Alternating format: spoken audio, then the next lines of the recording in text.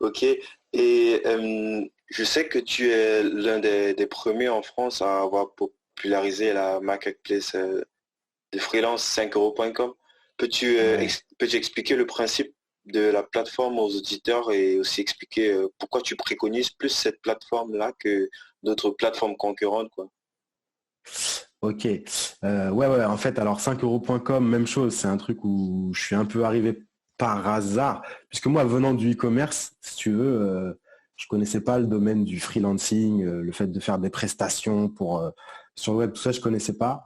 Mais en fait, un jour, j'avais lu un article sur des mecs qui étaient sur Fiverr et qui gagnaient des 10, 15 000 euros par mois. Tu vois, je trouvais ça extraordinaire.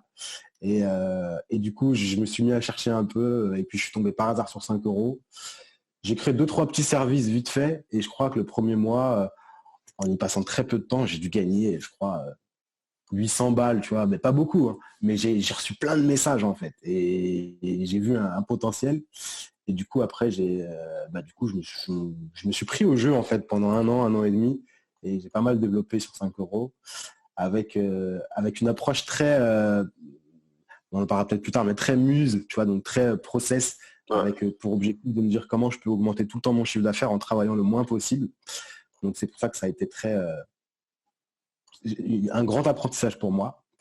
Et donc cette plateforme 5 euros, en gros, pour faire court, c'est une plateforme où tu proposes des microservices et ça prend le freelancing à l'envers parce qu'un freelance normal, il a un client qui le contacte, il y a plein d'échanges, j'ai vu un devis, bref, tu mets un temps fou finalement à faire signer ton devis.